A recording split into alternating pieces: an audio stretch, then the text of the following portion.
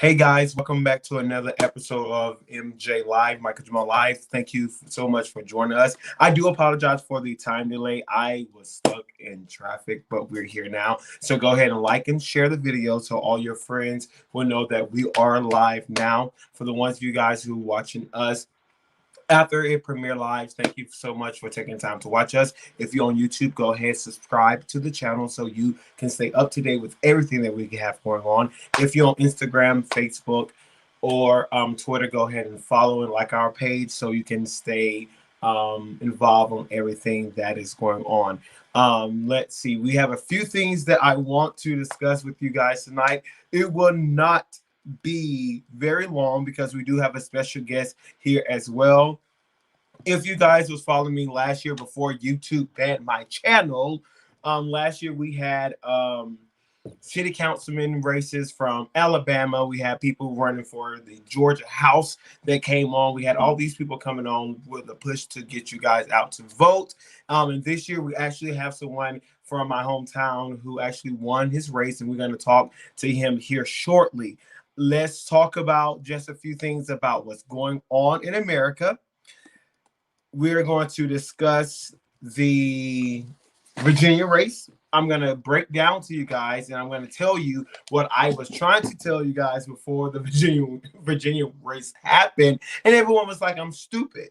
And it's fine because they, again, look at polls. And I keep trying to tell you guys, you cannot go by the polls because polls are flawed. Okay. Most polls that you're going to read is going to favor one side or the other. So you cannot go by the polls. You actually have to know somebody who knows someone in the city so you can talk to them and you can actually get the heartbeat of the city. We're going to talk about the New Jersey race. We're also going to talk about some people of color that actually came in and won some races that I want to just brag on them a little bit. Only because we may not agree with their ideology, but it was history in the making. So we're going to. So right now, before we get started, go ahead and like the video and share so you can be in the drawing for the Cash App giveaway that you guys know that we love to do here. Also, tomorrow at 9 p.m., you're going to be able to catch All for One. Wayne's birthday is tomorrow, so we're going to be celebrating Wayne all day tomorrow, and you guys can definitely join in so you can help us celebrate his birthday. So let's get started. And I'm pulling this back up because for some reason my computer just crashed. So I was trying to talk until it come back up, and now it is back up and we can get started. So I told you guys a couple weeks ago that I thought the GOP had a great chance of winning the election in Virginia. I said that I don't know how it's going to turn out, but the GOP has a great, hey Terrence, how you doing, friend? GOP had a great chance of winning. Why? Because of one big issue, that's education. And for the last 4 or 5 years, I've been pushing that either we have to reform our education system or we have to have a great exodus from public school systems. Why? Because it is no way that parents should not be able to understand what has been taught in the school to their kids. And I saw it happen years ago that parents will call me asking, hey, Micah, can you help so-and-so because I don't understand what's going on. And I said, I was afraid then because once the parents get disconnected from the child education, we're going to have a problem. So I told you guys back then that it's going to be a great exodus from the public school sphere if they don't do something. Now move forward to 2016, Donald Trump ran on school choice. Okay, school choice. Love him or hate him, he ran on school choice. Even you saw in local governorship, there was gubernatorial races. They ran on school choice because they understand that parents going to vote when the kids are involved. Move on to Virginia. McAuliffe said something stupid. He said that parents should not have a say of what been taught to their kids. Don't know why you would say that out of your mouth.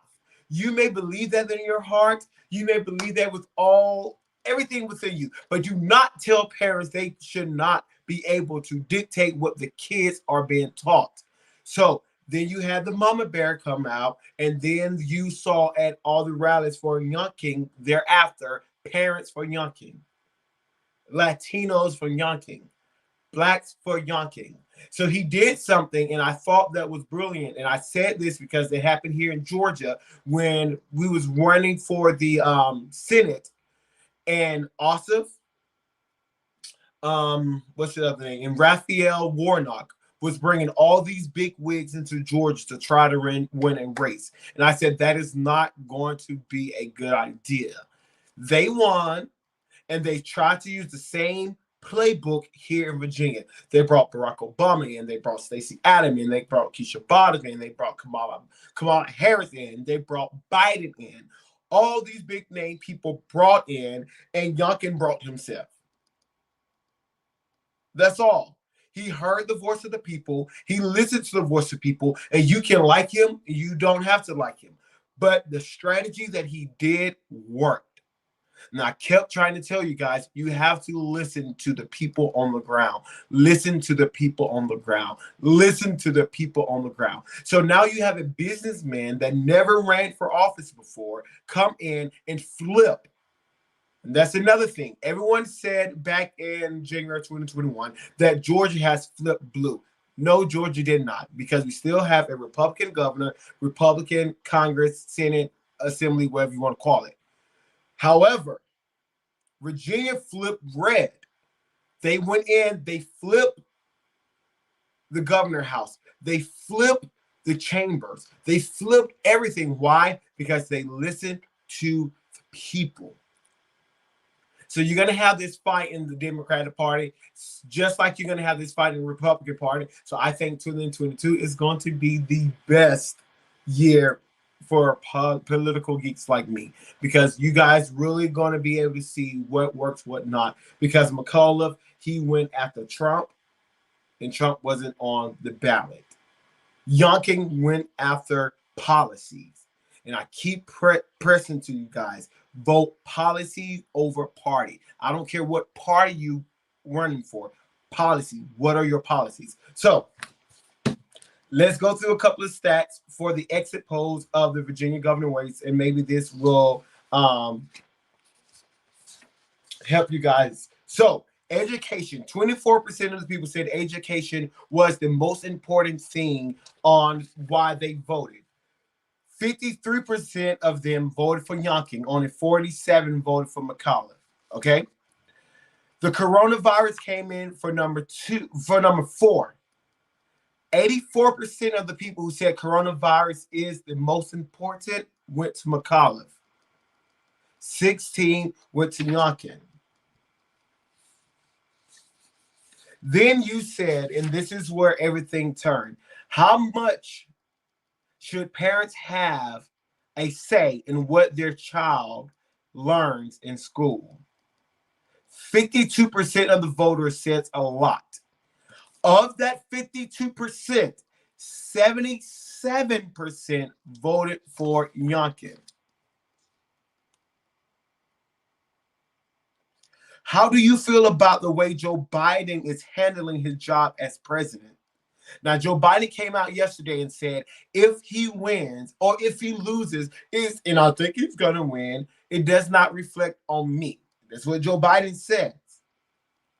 46% said they approve of Joe Biden, and 93% of them voted for McAuliffe. That means those are the Democrats, obviously. 53 disapproved, and 90% of them went to Youngkin. Youngkin beat McAuliffe in age range from 30 to 44, 45 to 64, 65 and above. Biden beat Trump in all of those but the 65 and above. So what happened is very simple.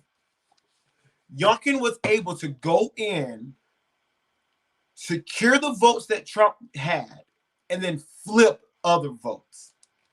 And the only way you can do that, whether you're a Democrat or Republican, you can flip a seat, but you have to be on the ground. You have to be listening to the people. You have to run on issues that's going to affect the people. They don't care about Trump. They don't care about Biden. They care about what are you going to do for the state of Virginia to make it better for me? What are you going to do for my city to make it better for me? What are you going to do for my county to make it better for me?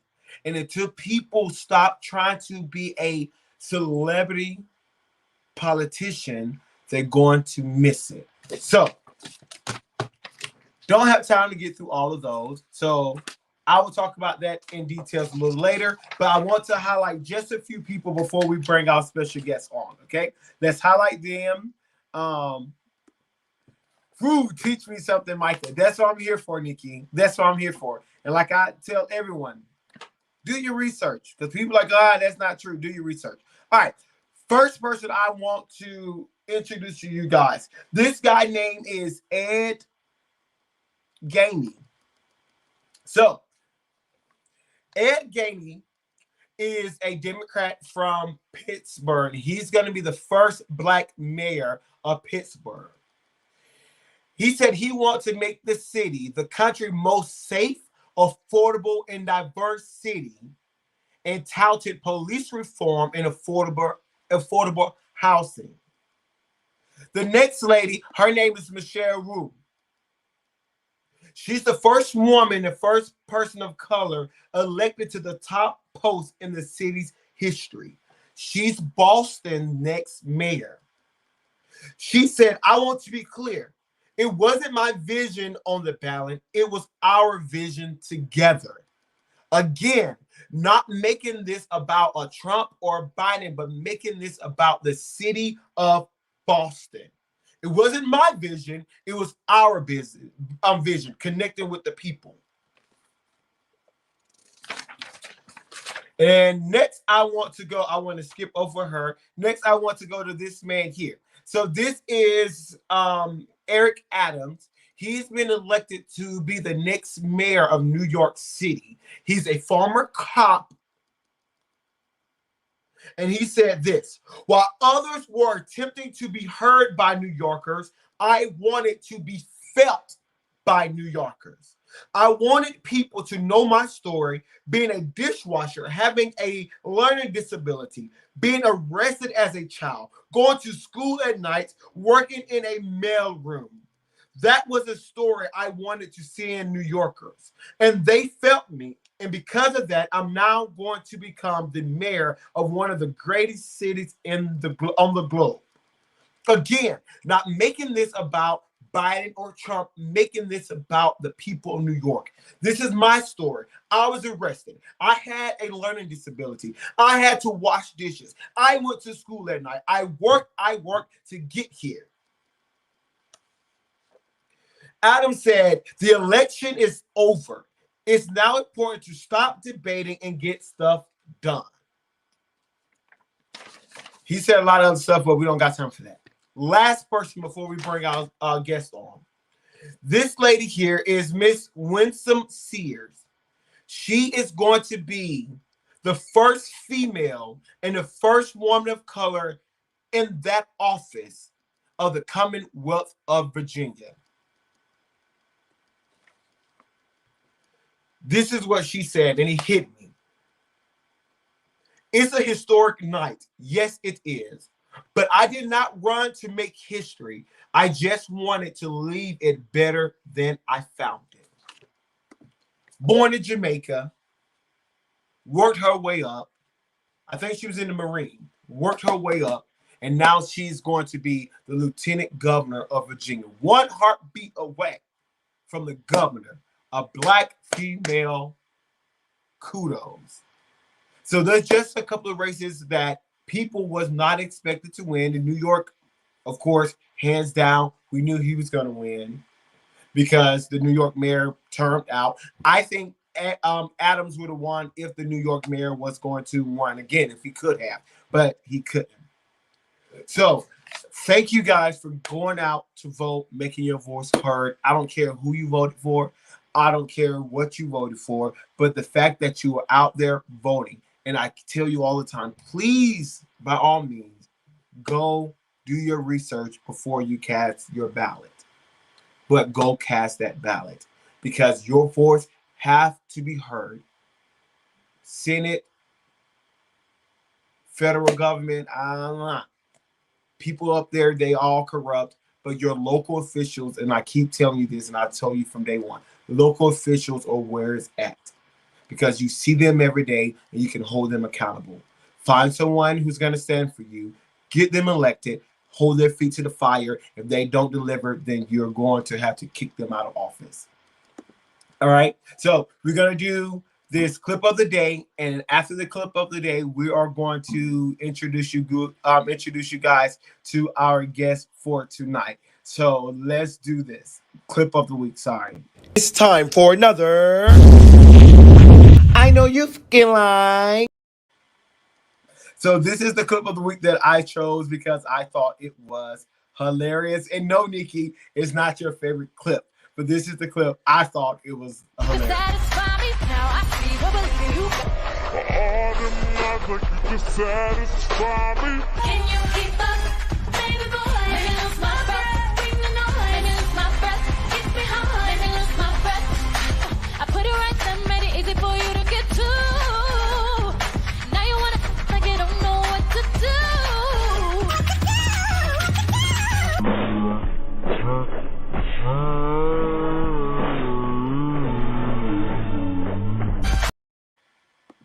So basically, that clip was all about Michelle Williams and how she did not fit in with everyone else. And this is perfect for what we are living through today. That these people who won races this year did not fit into the status, but they still went out, was heard by the people, and now they're in office. So I want to introduce you guys to our special guest tonight. And he's from Eastman, Georgia. I don't know him, but we are from the same county, the same city. I saw that I didn't even know he was running for office, but I saw that he won office, and I just shared it because I like to see people getting out, getting involved. And hey, we was talking, said, do you want to come on tonight? Let's talk. He said yes. So thank you for coming on. So Jermaine, welcome Jermaine to the show, you guys. Well, thank you. This is Jamal. Let me turn my volume up here so I can hear you. How you doing today? All right, sir. Thank you for having me on your show. Well, thank you for coming on. Thank you for coming on. So, guys, really quick, go ahead and share the live. If you're on YouTube, go ahead and subscribe to the channel. Facebook, Instagram, Twitter. Go ahead and like and share, and let's have the conversation. So, tell them who you are, what you have done, and what office you won. Well, the interesting thing about it. Well, I'm Jermaine Hamilton from Eastman, Georgia. I'm father, preacher, minister, evangelist. Anything you name it, I probably done had some, my share of wealth or a share of play in whatever you want to say. But the interesting thing about it is, it was actually a God-given thing.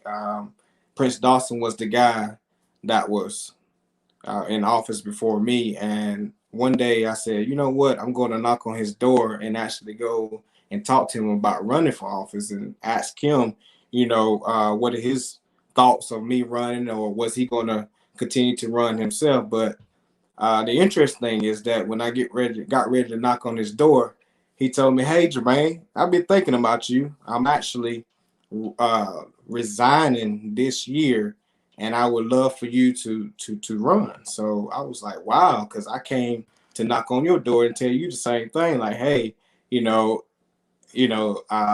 thinking about running this year, and what are your thoughts about it, or if you was going to do it.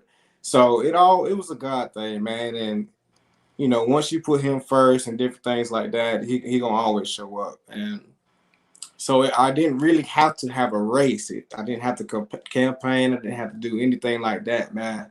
On qualifying day, I was the only guy that put my name in the hat. So, I mean, it was just God ordained. And and later on in the week, at a football game, I met the three guys that was going to actually run. So it was guys that was going to actually run, but they come to me and say, hey, we want you to have this time. This is your time. And we feel as though that you're the right man for the job. So I couldn't thank the Lord enough, man. And that's what I keep trying to express to people as well, that there are races the race is going to happen every 2 years in your city, in your county. Something is going to go on and something is going to be on the ballot. And sometimes people win races because no one runs against them. Yeah, go ahead. And it's very like that you have people, and I'm not saying this was you, but you have people in office that you don't agree with, and that it should be someone better, but no one challenged them, so no one is their alternative. So just like you was able to put your name in the hat, went right in because no one was there, so it worked out for you. The whole community was in support. Man, it was just unbelievable, the support that I had, during this uncertain of a time. And, you never know what you're really worth until you actually go for it. And that was the hardest thing for me to do, was actually get enough faith and courage to actually put my name in the hat, thinking that I wasn't good enough, thinking that, me being young, I'm only 31 years old, me being young and actually not being in that type of environment. Yeah, I'm a deputy sheriff, but I have never been in that type of environment. So the devil was trying to play tricks on me and get me to think that, I wasn't worthy enough for it. But when God said yes, man, that's a done deal. So how did you how did you overcome that anxiety of that I'm not good enough, or that fear of running? What happened? Did you have someone that you spoke with, or what happened?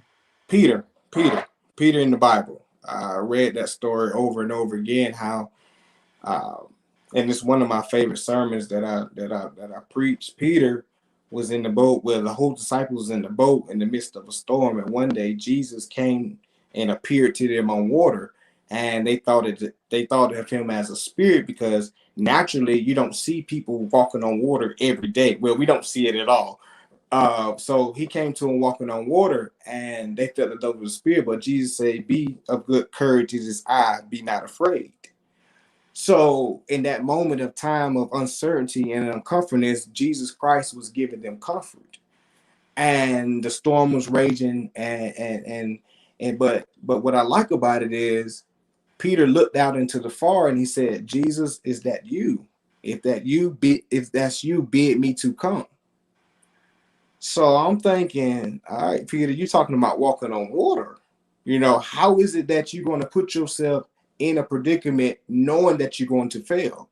There must be some type of source, there must be some type of power that you know about that's not being presented right now. So what Jesus Christ said is, he said, "Come." So in that moment, Peter had to really trust in the Lord. He had to trust in something bigger than him in order to get the job done. Wow. In the mind frame of putting himself in danger, trusting that Jesus Christ was going to do what he said he was going to do. And that was come, right? So allow him to come. So what Peter did, he left the boat. He left the boat, and the impossible was made possible because he hooked himself up to Jesus Christ. And that's what drove my spirit to do. I say, I can't do nothing on my own. I got to have the Lord. And he gave me that courage. He gave me that confidence to do the impossible. So, and that's how I put my name in the hat. Shout out to Peter. Yes, shout out to Peter. So, hold on, and so I'm just sharing this again and letting them know that you are on, because people are like, "Oh, I see you looking away." So let me hit post so we can post it that you are on now. So, what is if it is that one issue or that issue that you want to be able to change? You don't have to be specific, but what is it?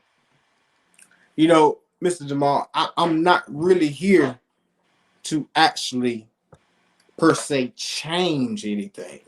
I'm just here to. I'm just a messenger from the Lord. I'm not like I tell everybody. I'm not ashamed to say it. I'm not your average politician. I'm not even a politician.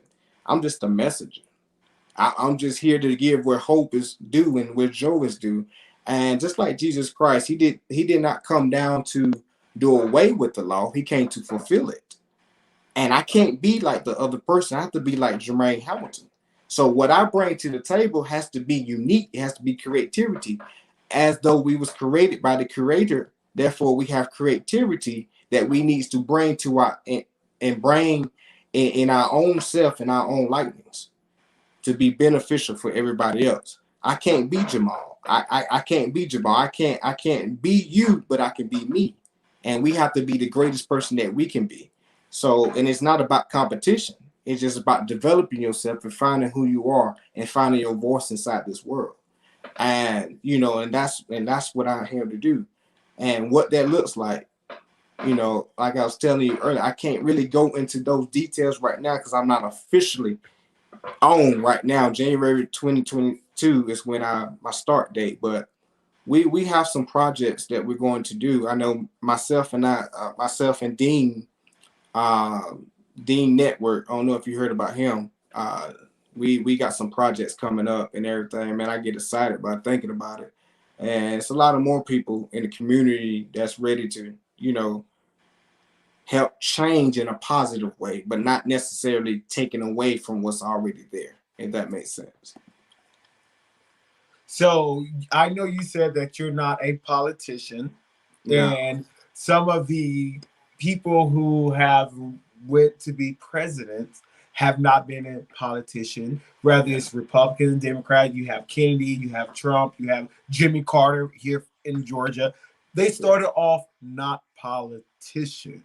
Yeah. So, do you have aspirations to do anything outside or of Eastman, or are you just really want to get your hands in Eastman and make it the best that it can be? Eastman is just a small box. I mean, why stay in a small box when God created the world?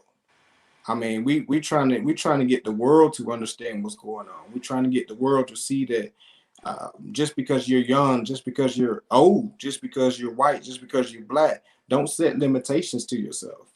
I mean, you can't do that. You can't live inside this small world thinking that this is it. It's a bigger world than that. And that's what we're trying to reach here in Dodge County, Eastman, Georgia. So to the young kid, because I was one of them, when they was like, oh, what you want to do when you grow up? People like, oh, I want to be a firefighter. I want to be a police. I want to be a basketball player, blah, blah. I always said I want to be a politician. I mean, that's just what I always said when I was a kid. So to the young child who saw you riding around one day, in your sheriff car, but now I'm saying, oh, wow. Yeah. Wow. He's going to be the city councilman. What will you say to that? Because, that's not popular. Yeah. Everybody want to be a superstar, but someone who wants to be on the city council, what would you say to that young child? Vincent Van Gogh once said, one of my famous quotes, famous painter, you may know him by Starry Night. I dream of painting and I paint the dream. And what he meant by that was it started in the mind. And what he's seen in his dreams and in his mind, he made it a reality. So whatever you're dreaming about, whatever you feel like that you want to do, start it, let it start in your mind, but don't let it stop there. It has to become a reality. And keeping God first and allowing him to help you build your confidence, you will achieve your goals quicker than if you try to do it on yourself. And that's what I say to the kids. That's what I say to this next generation. Hey, whatever you want to do, the Bible says, if thou can believest, all things, not some things, all things are possible to him that believeth. You have to believe in yourself. You have to believe in God. You have to believe that you are created to do more than what you see yourself doing today. And that's what I say to the kids. Well, awesome, and just a few minutes here with you, more minutes here with you, and you have done something that we have seen kind of taken over the what people used to traditionally think when they think about running for office. That it was your mama did or your daddy did, and your great great granddad was blah blah blah blah blah blah. But in the last couple of years, we have seen this layman stepping up to speak for the average day Joe. This layman stepping up to, I don't want to get into the back and forth about policies and politics. I just Yeah. want the people to have a city that they can be proud of saying that they're home. It starts with everybody. It's not a one man show. It's not me per se. It's not anybody else. It's everybody, the community, the councilman, you know, the teachers, the educators. It's everybody. Everybody has to play a part into making this happen. Because if you have the mindset going in there saying that what you're going to do or your selfish desires, then nothing is going to get done. You're going to butt heads with people. You're going to always have confusion. When you walk in the room, it's going to feel like tension is everywhere. You can't be about yourself. Everybody has to play a part in it. And that's how the world moves. That's how in this uncertain time, this pandemic, that's how we've been able to move. When jobs was not available, guess what? Everybody had to pull together and say, hey, look, I'm struggling right now. I need your help. You struggling right now. Let me help you.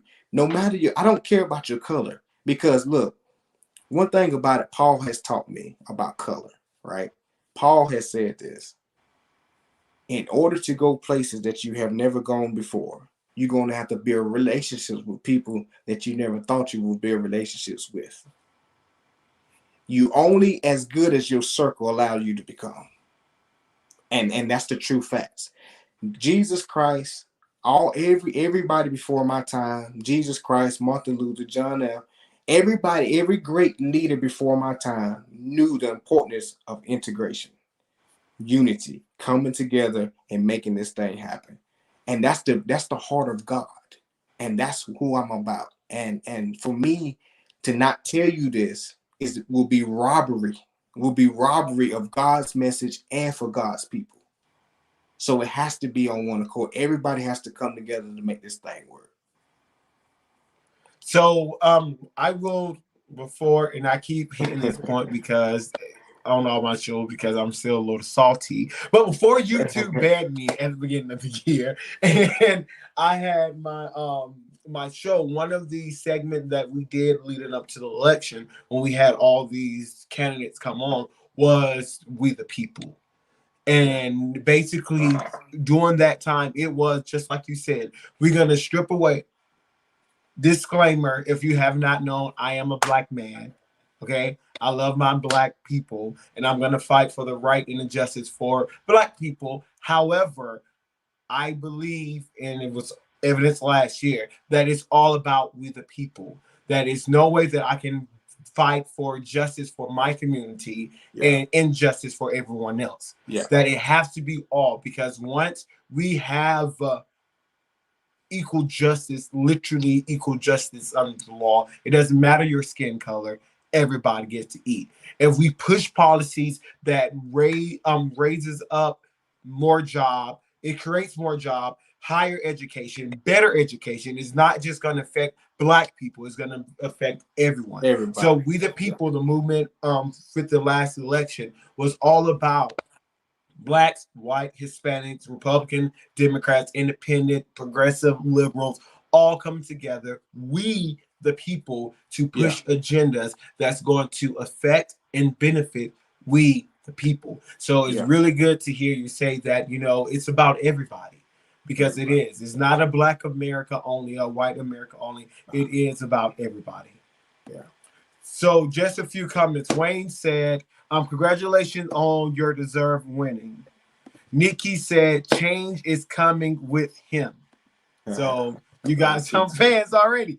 Yeah. Vontae said the community could not have chosen a better person for the job. Congratulations, Jermaine Hamilton. Yeah. Hey, I so appreciate it. I appreciate the opportunity of being on your show. And I enjoy it. Like, it's gonna be more opportunities. I'm pretty sure, you know, me, you, and Dean Network, we can all sit down and do some projects as well, man. I mean, because you're doing a good thing here. Just to use your platform to help people grow. You know, it's beautiful, man. Everybody not doing this. Right. Everybody don't use their platform to help others, but we're trying to get there. But everybody don't have that mindset yet. So, man, you're doing a wonderful thing. Yes, sir. Well, thank you so much, man, for coming on.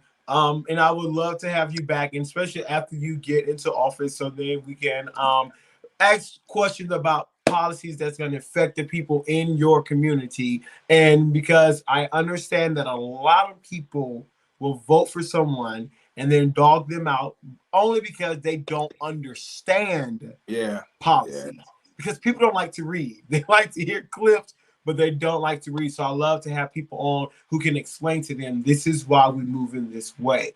Because I see that people will understand better and receive better because they're not going to read themselves. It's just the world we live in. Yeah, I got you. Yes, sir. So, Yeah, so thank you so much, man. Stay in touch. We would love to follow your journey to see all the places that you're going to go. And what all the great things you're going to do to help the community in Eastman. Thank you, man. Yes, sir. All right. So, guys, real quick, we wanted to again say thanks to Jermaine Hampton for coming out, for listening to the show, and also for talking with us. A few more things to just let you know about, and then we're gonna wrap up because we still try to keep it the 9 o'clock. The 11 o'clock hour. Although I was late, it's not my fault. It had a wreck on 285. Listen, so another topic that we was.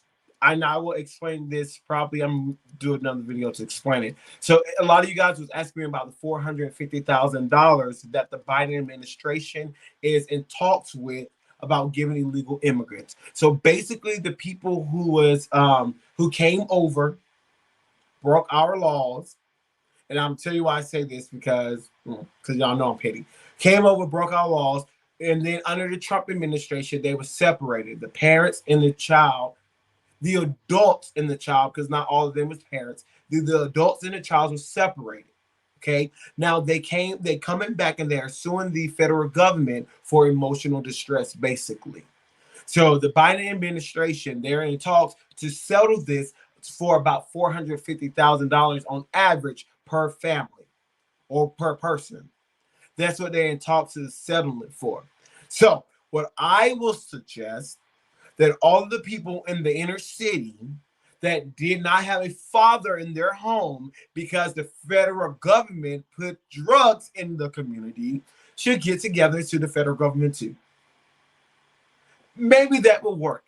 My opinion is very simple. I don't think we should be paying people $450,000 when you have homeless, where you still have people struggling from this coronavirus thing that the government shut down and they still can't find a job, where you have veterans that are homeless that cannot get quality health insurance, where you have inner cities that are still going through failing schools that you can invest in the schools, and you have so many other things that you can do to build up the people.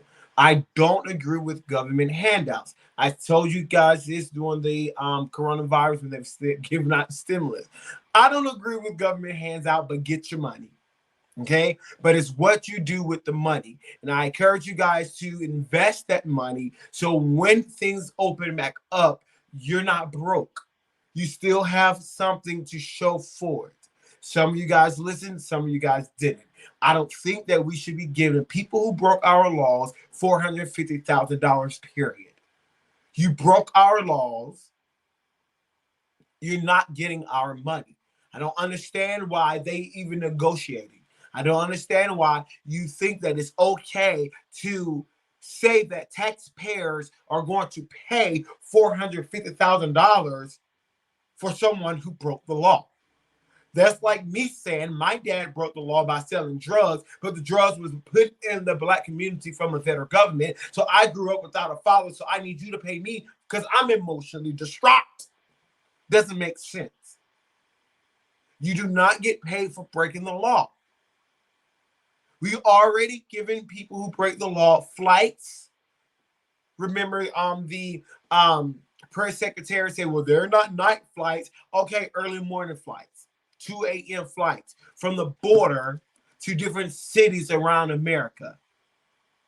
Get on buses and then go on and bus them to different cities around America. My stance is very simple. Sanctuary cities should take the illegal immigrants that come across. You are a sanctuary city, and that's what your stance are. Take them. Don't go word of mouth only. If you're going to claim to be a sanctuary city, take them, support them, and help them until they have to go in front of a judge. But what you should not do is make everyone else pay because someone decides to break our law. Now, love him or hate him, Trump did his policy. Now Biden is in office. Biden should not pay these people because therefore the next Republican that got in office, whatever grievances that people had under Biden would then go and sue. And are we going to keep paying people? Are we going to keep paying people? I don't agree with it. I hope that the Biden administration finds some type of spine and backbones that they are lacking, obviously. Look what happened in Afghanistan. Look what happened today. The Democrats got murdered all night last night. And then the administration is silent. Like they came out, answered a couple of questions, but they're silent. So you watch tomorrow and lead into next week. You're going to have this push. He's saying we lost because of X, Y, and Z, X, Y, and Z. No, you lost because you ran candidates that was so focused on the fame and forgot the American people. America first. That's how Donald Trump won. Then he got into office, and then people didn't like the way that he governed. Let me take that back. They didn't care about the way he governed. They care about the words that he used and his personality. But he won because he went to places that Republicans never went to campaign. He won because he went to places that Hillary Clinton said she didn't have to go to. And that same truth lives on today. You have to go to the places, listen to the people, see what they want, and see how you can help them. That's how you win an election, guys. So, anyway, thank you guys for tuning in. Let's see what you said.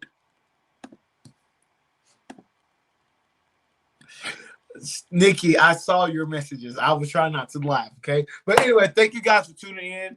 Thank you again, Jermaine, for coming on. I look forward to what great things you're going to do in Eastman. I look forward to following your career and to see where you're going to land ultimately. Thank you guys for watching. Let's see here for the giveaway.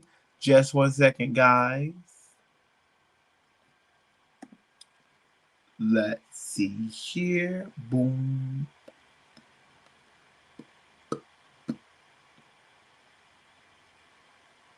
All right, so Callie Darling, you have 24 hours to drop your Cash App in the DM, and then we will send that Cash App out to you. Callie Darling, you are the winner for tonight. All right. So thank you guys. I will see you tomorrow. Listen.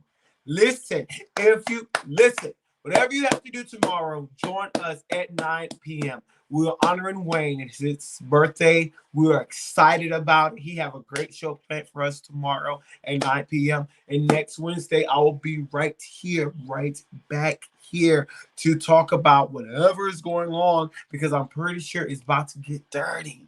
It's gonna be nasty. People gonna be shots fired. There's so much more I wanted to talk about tonight about this, but I was a little late, so it took time off, but it's okay. I will see you guys next Wednesday. And just stay tuned, because I may just pop back up before then to talk about something. But we see. We will see. I love you guys. Be safe. God bless you. And God bless America. I had to whisper because, okay, before I stop. Please tell Joe Biden to stop whispering. That is the most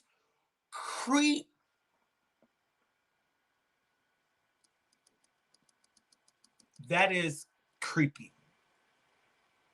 Creepy. The United States. Like, he start talking like this, and then he say, "You old man, you sound like a creep. You sound like a pedophile. A pedophile.